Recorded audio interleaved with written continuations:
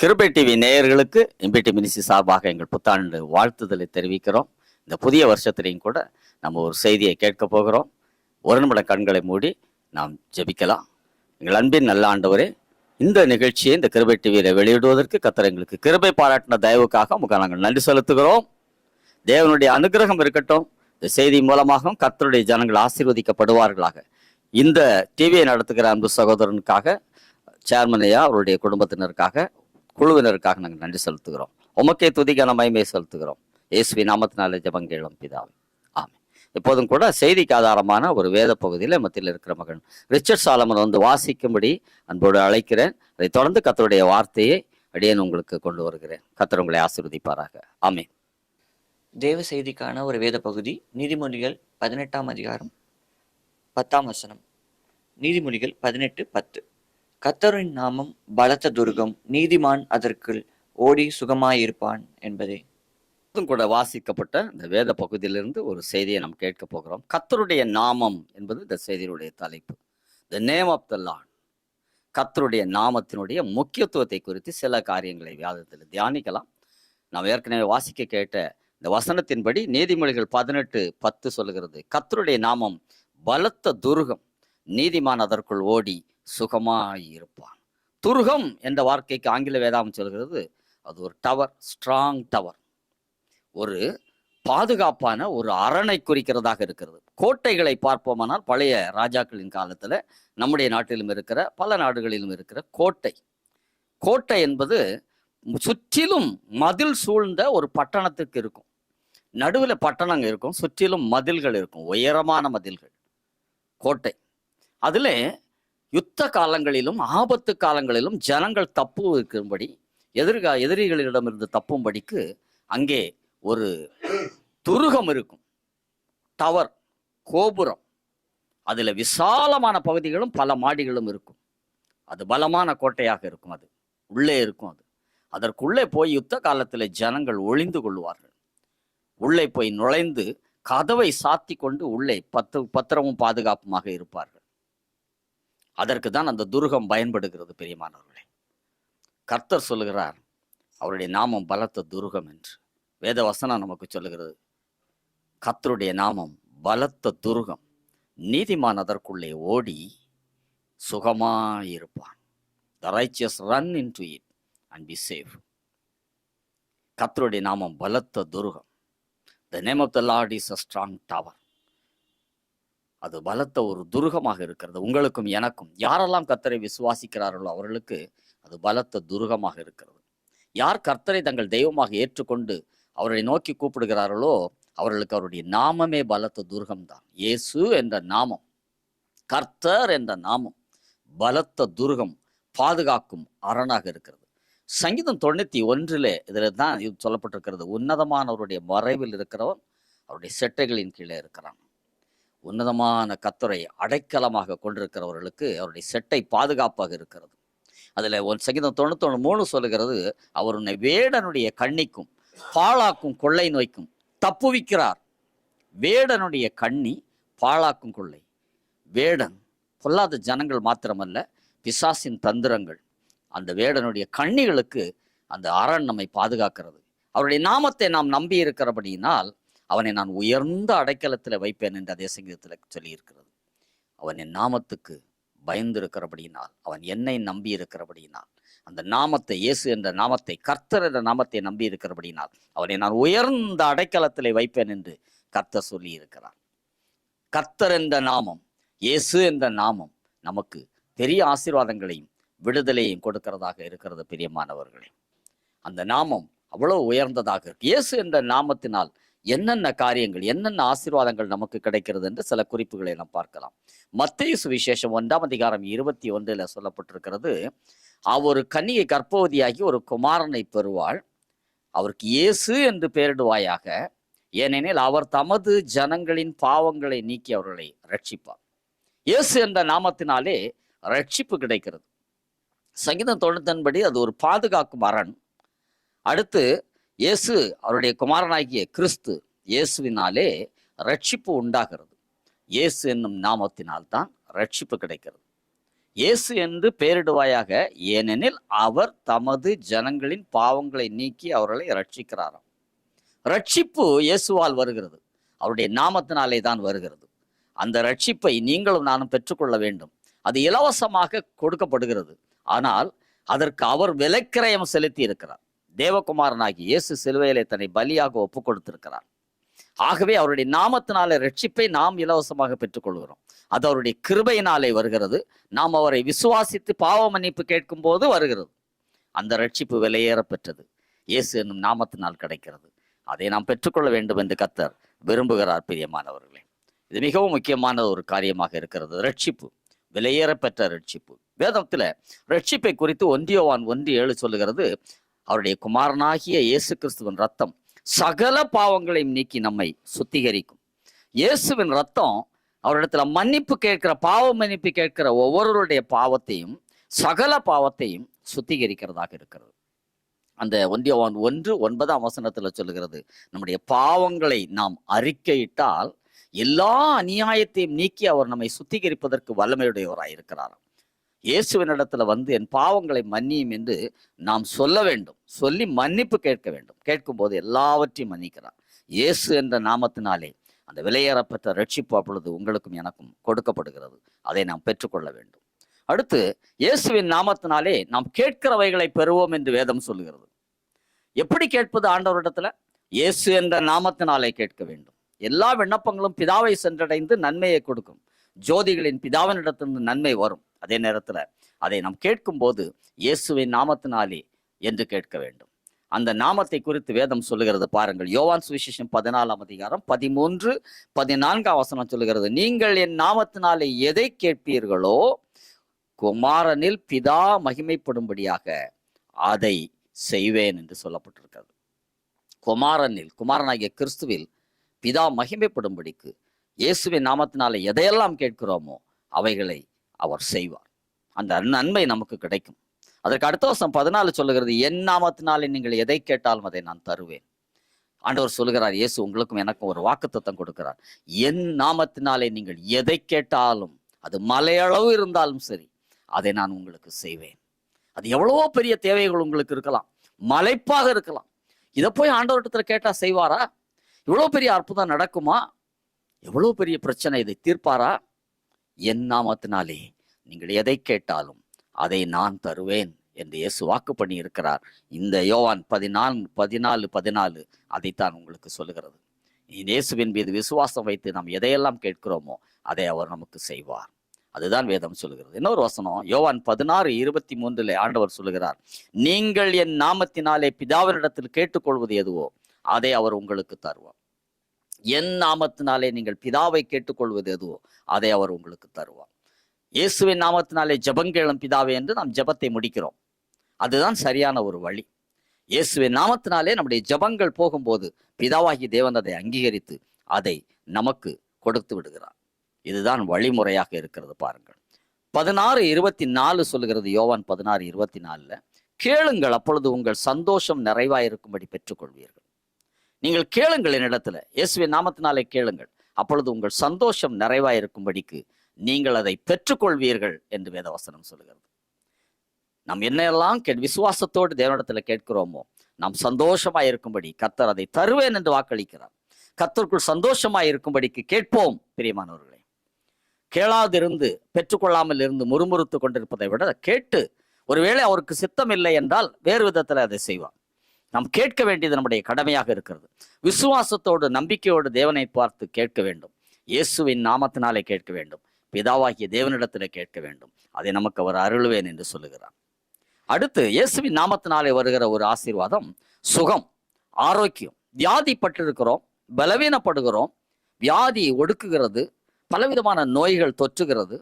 இவைகள் எல்லாவற்றிலிருந்து நமக்கு விடுதலை அவசியமாக இருக்கிறது. நமக்கோ அல்லது நம்மை சார்ந்தவர்களுக்கோ நம் குடும்பத்தினருக்கோ வியாதிகள் வரும் பொழுது நமக்கு விடுதலை வேண்டியதாக இருக்கிறது. அதை எப்படி பெற்றுக்கொள்வது? அவருடைய நாமத்தினாலே அதை கேட்க வேண்டும்.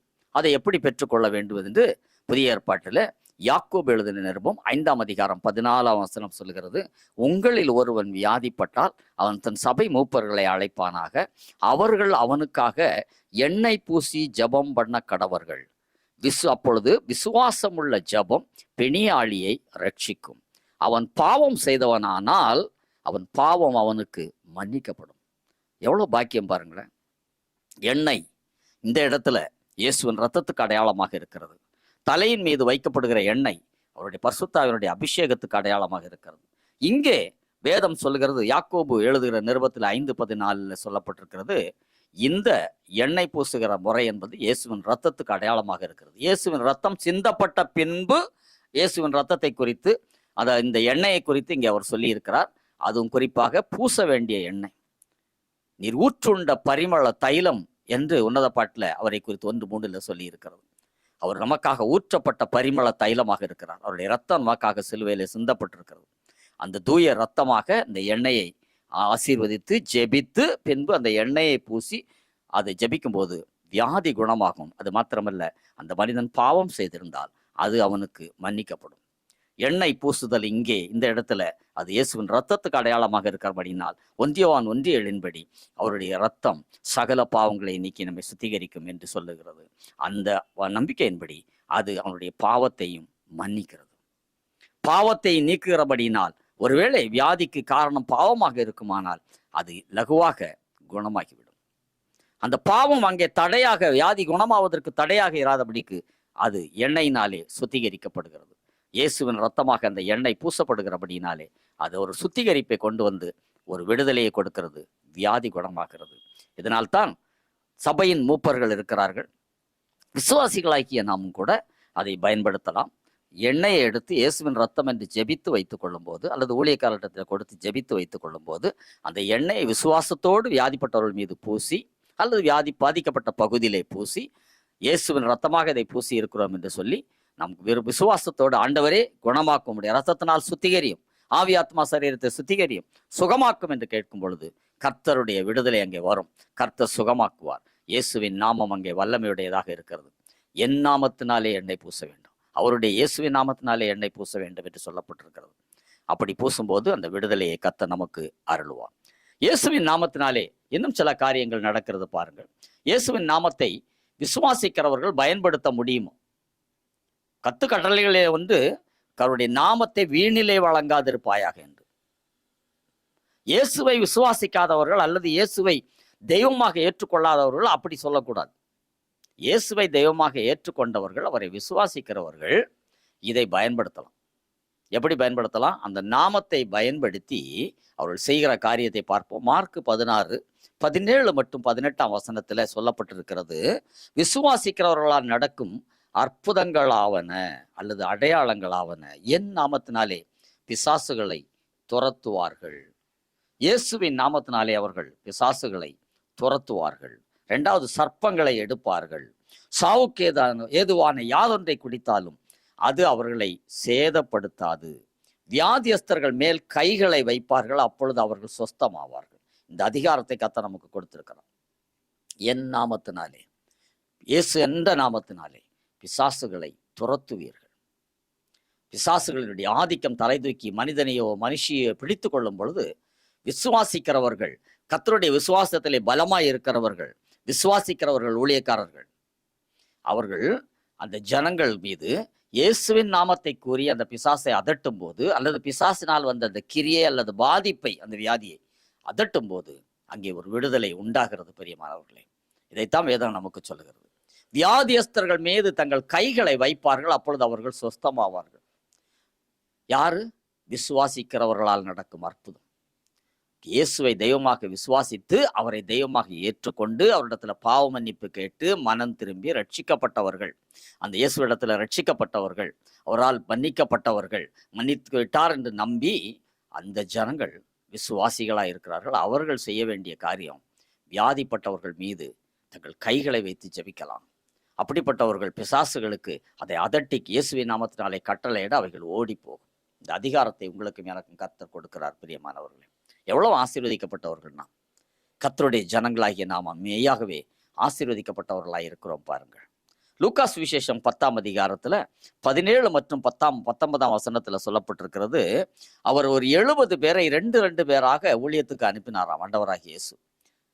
அவர்களுக்கு அதிகாரம் கொடுத்து அனுப்பினார். பிசாசுகளை துரத்துங்கள், என் நாமத்தினாலே வியாதிகளை குணமாக்குங்கள் என்று. அவர்கள் போய் ஊழியம் செய்து திரும்பி வந்து ஆண்டவரிடத்தில் சொன்னார்கள், நாமத்தினாலே பிசாசுகளும் எங்களுக்கு கீழ்ப்படுகிறது. இயேசு என்ற நாமத்தினாலே பிசாசுகளும் எங்களுக்கு கீழ்ப்படுகிறது. இயேசு என்ற நாமத்தை சொல்லி நாங்கள் ஜெபிக்கும் போது பிசாசுகள் ஓடி போகிறது, கீழ்ப்படுகிறது. அவர்கள் ஆச்சரியப்பட்டு அப்படி சொல்லுகிறார்கள். அப்பொழுது ஆண்டவராய் இன்னும் கிருபையை கூட்டி கொடுக்கிறார் அவர்களுக்கு. என் பிள்ளைகள் விசுவாசிகளாக இருக்கிறார்கள், அப்போதான் பயிற்சி பெறுகிறார்கள். இவர்களுக்கு இன்னும் கிருபையை கூட்டி கொடுக்கலாம். 19ஆம் வசனத்தில் அவர் சொல்லியிருக்கிறார், இதோ சர்ப்பங்களையும் தேள்களையும் மிதிக்கவும் சத்துனுடைய சகல வல்லமையையும் மேற்கொள்ளவும் நான் உங்களுக்கு அதிகாரம் கொடுக்கிறேன், ஒன்றும் உங்களை சேதப்படுத்தாது. சர்ப்பங்கள் தேள்கள் என்று இங்கே சொல்லும்போது உலக பிரகாரமான மாம்சத்தில் இருக்கிற சர்ப்பத்தையும் தேளையும் அங்கே குறிக்கவில்லை. தேளுக்கு ஒப்பான பிசாசுகள், சர்ப்பங்களுக்கு ஒப்பான விஷத்தை உடைய பிசாசுகளை குறிக்கிறது. அப்படிப்பட்ட பிசாசின் சக்திகள், அதை ஏவி விடுகிற மந்திரவாதிகள், சூனியக்காரர்கள், இவர்களை கர்த்தர் கொடுக்கிற அதிகாரத்தின்படி சர்ப்பங்களாகி அவர்களையும் தேள்களாகி அவர்களையும் மிதிப்பீர்கள். சாவுக்கினமான யாதொன்றை புசித்தாலும் உங்களை சேதப்படுத்தாது என்று ஏற்கனவே நாம் பார்த்தோம். இங்கே அதே மாதிரி கர்த்தர் சொல்கிறார், சர்ப்பங்களையும் தேள்களையும் நீங்கள் மிதிப்பீர்கள், ஒன்றும் உங்களை சேதப்படுத்த மாட்டாது. அவைகள் உங்களை தீங்குபடுத்த முடியாது, உங்களை தொல்லைப்படுத்த முடியாது, உங்களை மேற்கொள்ள முடியாது. நீங்கள் அவைகளை கால்களின் கீழே நசுக்கி போடுவீர்கள். அதற்கு ஒரு அதிகாரத்தை கர்த்தர் உங்களுக்கும் எனக்கும் கொடுக்கிறார். அந்த அதிகாரத்தை பயன்படுத்தும் போது கவனமாக இயேசு என்ற நாமத்தினாலே பயன்படுத்த வேண்டும்.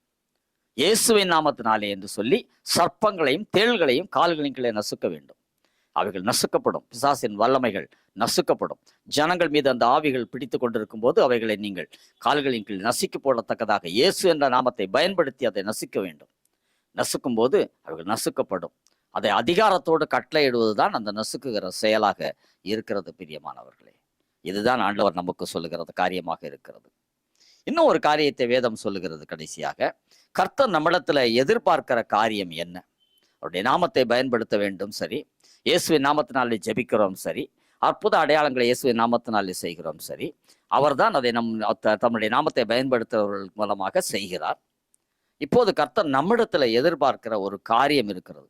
வெளிப்படுத்தல் 2ஆம் அதிகாரத்துல அவர் ஒரு காரியத்தை அங்கே சொல்லி இருக்கிறார். பாருங்களா, ஆண்டவர் சொல்லுகிறார், நீ சகித்து கொண்டிருக்கிறதை, பொறுமையா இருக்கிறதை. வெளிப்படுத்தல் 2, 3, 4, 5 எபேசு சபையை குறித்து அவர் சொல்லுகிறார், நீ சகித்து கொண்டிருக்கிறாய், பொறுமையா இருக்கிறாய், என் நாமத்தின் நிமித்தம் இளைப்படையாமல் நீ பிரயாசப்பட்டதை நான் அறிந்திருக்கிறேன்.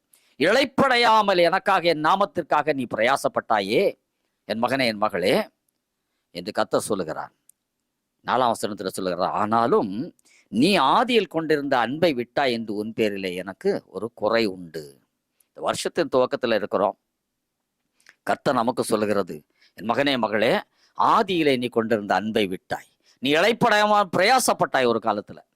இதையெல்லாம் நான் அறிந்திருக்கிறேன். என் நாமத்தினாலே நீ பிரயாசப்பட்டாய், இயேசு என்ற நாமத்துக்காக, இயேசு என்ற நாமத்தினாலே நீ பிரயாசப்பட்டாய், நான் அறிந்திருக்கிறேன். ஆனால் இப்பொழுதோ நீ இளைப்படைந்து சோர்ந்து போனாயோ, நீ பின்தங்கி இருக்கிறாயோ, ஆதியிலே நீ கொண்டிருந்த அன்பை விட்டாய் என்று உன் பேரிலே எனக்கு குறைவு உண்டு என்று கர்த்தர் சொல்கிறார். அதற்கு ஒரு தீர்வை ஆண்டவர் சொல்கிறார் 5ஆம் வசனத்துல, ஆகையால் நீ இன்ன நிலைமையிலிருந்து விழுந்தா என்பதை நினைத்து மனம் திரும்பி ஆதியில் செய்த கிரியைகளை செய்வாயாக. நம்ம செய்ய வேண்டியது ஒண்ணுதான். நீ இன்ன நிலைமையிலிருந்து விழுந்தாய் என்று நீ மனம் திரும்பி ஆதியிலே செய்த கிரியைக்கு திரும்புவாயாக. ஆதியிலே ரட்சிக்கப்பட்ட நாட்களிலே, தேவனுக்கு நம் வாழ்க்கையை ஒப்பு கொடுத்த நாட்களிலே இருந்து கிரியை செய்த அந்த கிரியைக்கு திரும்பு. அப்புறம் வளரலாம், பின்தங்கி இருக்கிறோம். ஆகவே கர்த்தர் சொல்கிறார், ஆதியில இருந்த நிலைமைக்கு நீ திரும்பி அந்த ஆதி அன்புக்கு வா. திரும்பி அந்த பழைய அன்பு, பழைய ரட்சிப்பின் புதிய அனுபவம், அபிஷேகம் பெற்ற புதிய அனுபவம், அந்த அனுபவத்துக்கு திரும்பி வா. திரும்பி வந்து நீ என்ன நிலைமையிலிருந்து விழுந்தாய் என்பதை நீ சிந்தித்து அதற்கு மனம் திரும்பி ஆண்டவரிடத்துல மன்னிப்பு கேட்டு தேவனோட ஒப்புரவாகி பழைய நிலைமைக்கு திரும்பி வா. அந்த ரட்சிப்பின் ஆதி அனுபவத்துக்கு வா. தேவனிடத்துல அன்பு செலுத்து, ஜப வேலையை அதிகப்படுத்து, வேதவசனத்தை வாசிப்பதை அதிகப்படுத்து. அப்பொழுது கர்த்தர் திரும்ப இழந்த கிருபைகளையும் வரங்களையும் திரும்ப தருவார். அது இரட்டிப்பாகும், அது பெருகும், பலுகும். அநேகருக்கு ஆசீர்வாதமாக கர்த்தர் நம்மை பயன்படுத்துவார். பிரியமானவர்களே, அப்பொழுது நமக்கு கிடைக்கிற பலன் என்ன? இப்படி இயேசுவின் நாமத்தை பயன்படுத்தி பிரயாசப்பட்டு அவருடைய ராஜ்யத்துக்காக, அவருடைய ஜனங்களுக்காக, கட்டப்பட்டவர்களுக்காக நம்ம செய்யும் போது நமக்கு என்ன பலன் கிடைக்கும்? அதே வெளிப்படுத்தல் 2ஆம் அதிகாரம் 7ஆம் வசனத்தில் அவர் சொல்லுகிறார், ஆவியானவர் சபைகளுக்கு சொல்லுகிறதை காதுள்ளவன் கேட்க கடவன். ஜெயங்கொள்ளுகிறவன் எவனோ அவனுக்கு தேவனுடைய பரதீசின் மத்தியில் இருக்கிற ஜீவ விருட்சத்தின் கனியை புசிக்கும்படி கொடுப்பேன் என்று அங்கே சொல்லி இருக்கிறார். ஜீவ விருட்சத்தின் கனியை புசிக்க கொடுப்பேன் என்று எழுது.